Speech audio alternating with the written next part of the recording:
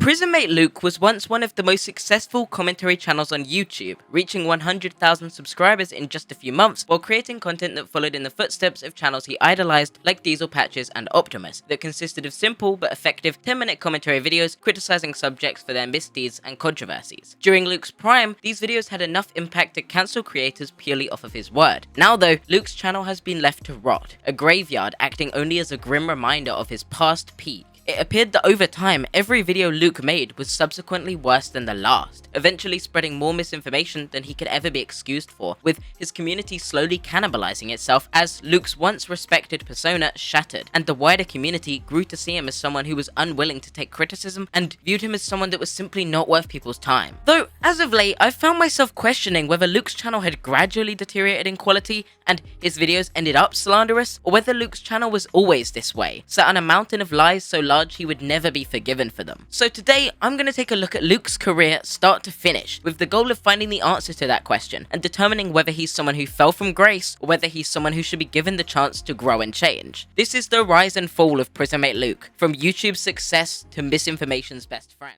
But before this video does begin, this video is sponsored by Yahaha Studio, which is a brand new user-generated content creation platform for 3D multiplayer interactive experiences. With Yahaha, anyone can create and publish their virtual experiences without coding and server knowledge. With no coding involved, just using components and smart assets provided by Yahaha Studios. They provide millions of ready-to-use 3D assets, with all of these assets being stored in a cloud drive that can be streamed in real time to the local client when a creator needs to use them. They also offer one-click publishing to their cross-platform app on mobile and PC, where players can discover your works and join and play them. If you'd like to check out Yahaha Studios today, please do feel free to check the link in the description to support the platform and to support my content and make these videos possible. If you click the link and join the early access now, you can participate in a community challenge to win a cash prize. Thank you to Yahaha Studios for sponsoring this video and helping support the channel, and with that being said, let's get right back into the video. And if you'd like to help me become a YouTube success, you can subscribe to the channel the way every other YouTuber tells you to. If you click that red button down below right now, you will get, and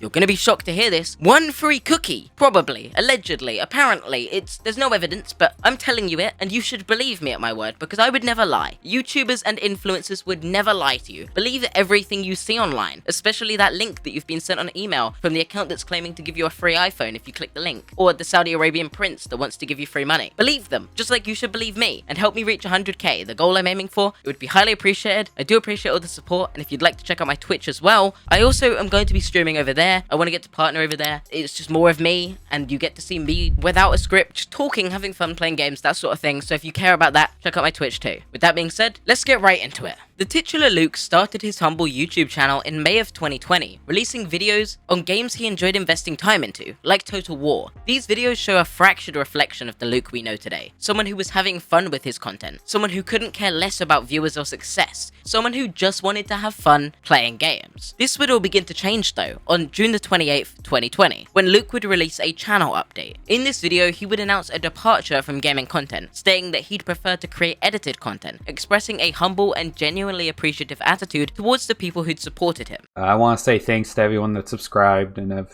watched my videos, especially my edited ones. My IG and SpongeBob reviews really blown up a lot more than I thought would.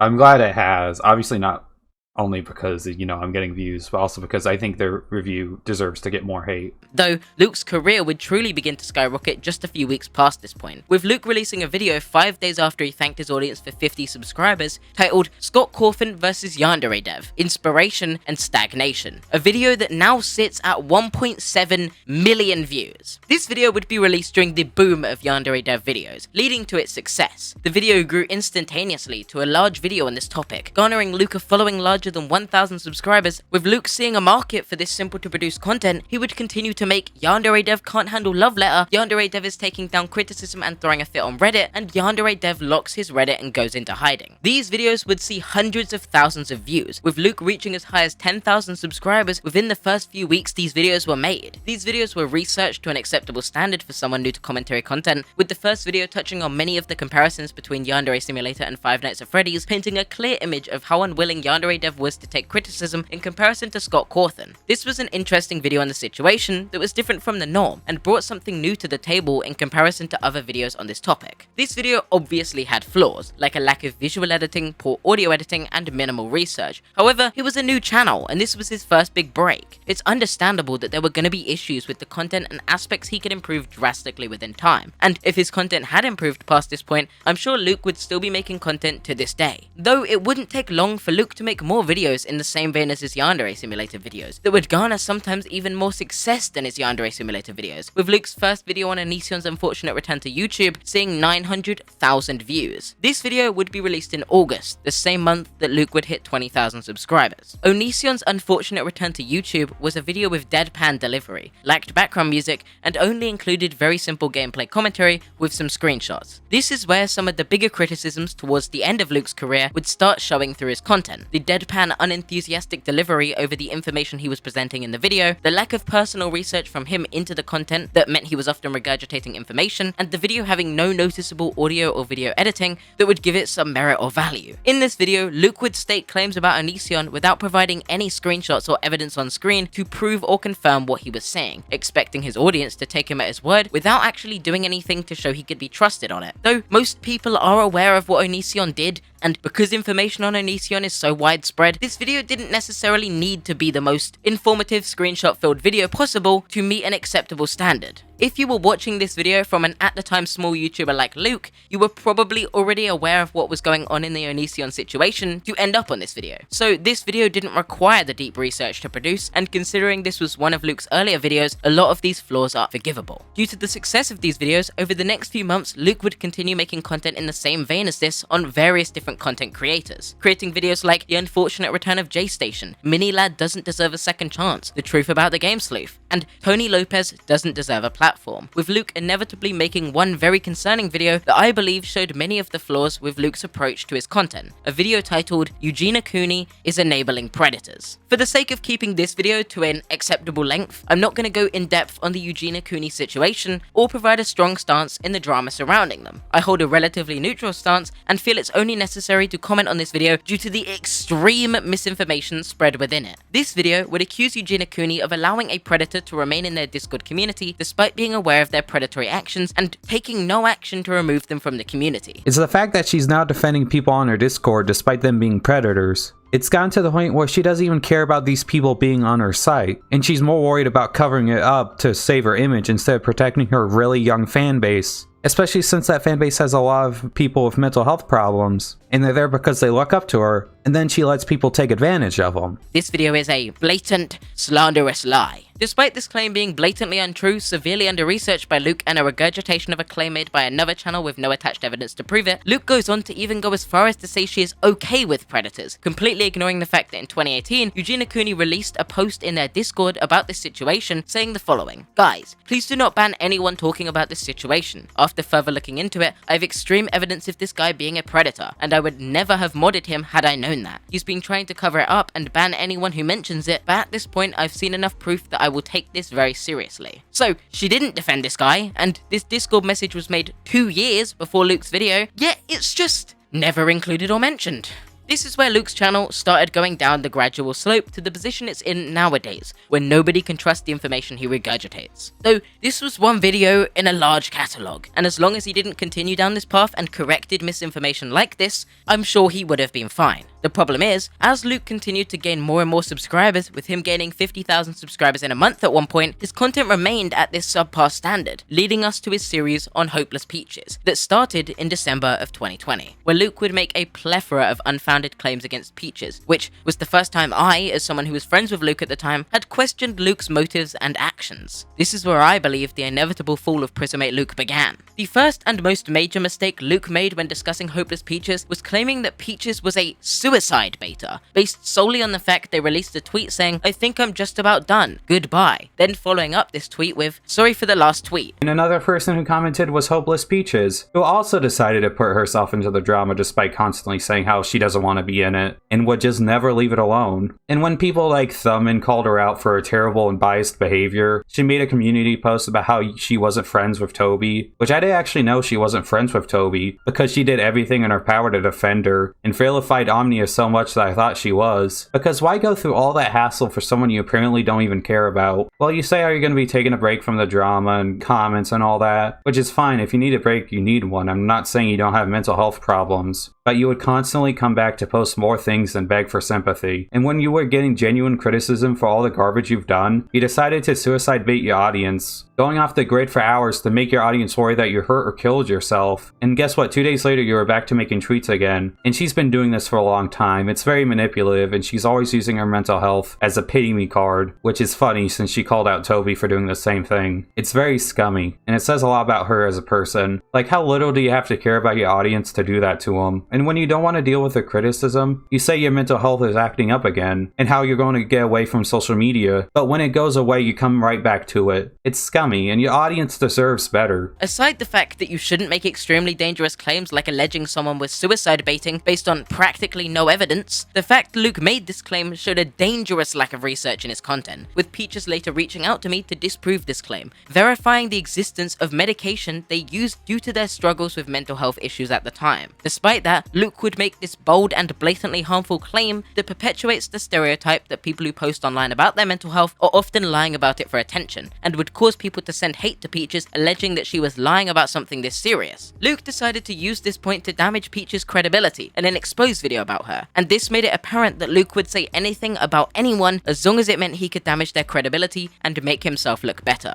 In Luke's first video on Peaches, he would also go out of the way to twist the context on as many things as possible to make Peaches look worse, using a comment where Peaches said, "Yeah, I won't lie, to have a bigger channel than me with such a popular video with so many people attacking my character or just me outright because I didn't die, it's like the whole world is saying I should have." To argue that Peaches was claiming, he said she should have taken her life, which isn't even close to an accurate representation of what she was actually saying. Luke would also go on to say that Peaches alleged he said she didn't have mental illness. He would refute this by saying he'd previously stated if she needed to take a break, that would be fine. The problem Peaches had is the way Luke portrayed Peaches' mental health, claiming that she was at suicide beta, had been manipulating her audience by saying that she was dealing with these struggles and that she was using it as a pity card. This either showed a severe lack of understanding for what mental health issues are, or a severe inclination that Luke did not believe she was dealing with mental health issues, because if Peaches was dealing with mental health issues, she wouldn't have been a quote-unquote suicide beta, nor would she have been manipulating her audience. This was all instead of just accepting the criticism that he shouldn't have made such an extreme claim and cutting that section out of the video.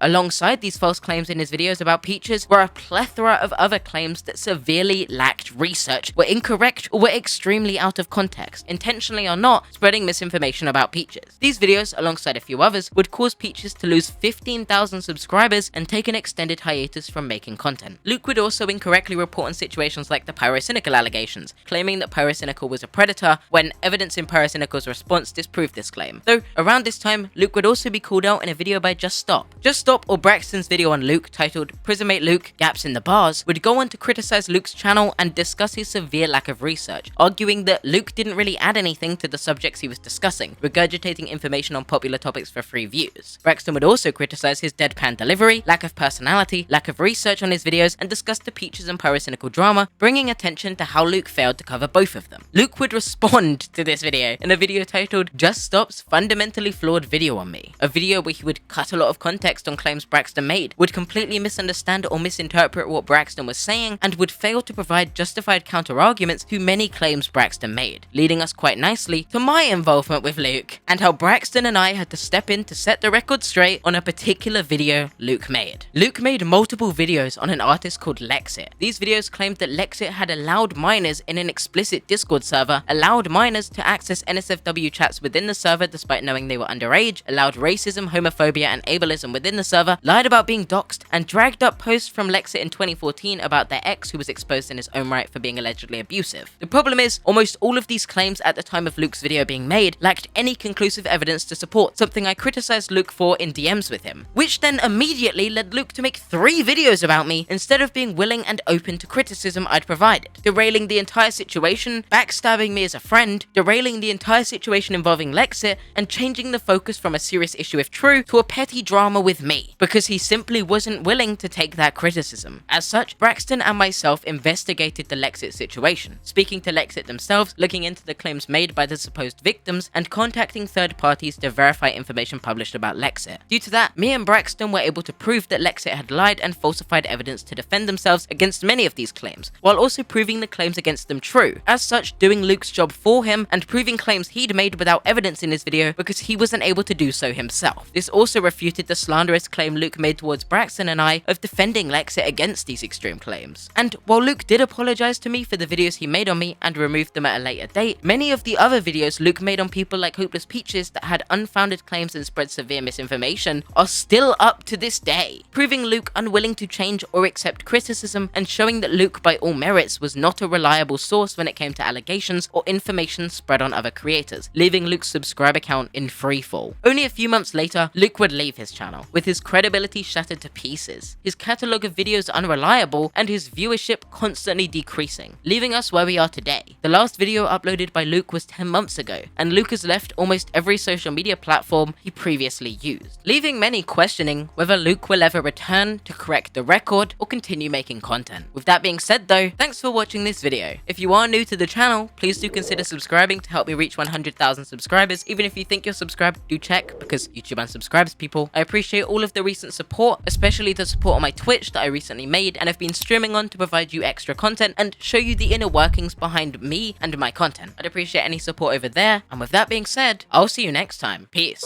Said she wanna rock with a nigga like me. I'm a stylish guy. Spend a little guap with a nigga like me. We can catch a fly. Said she wanna rock with a nigga like me.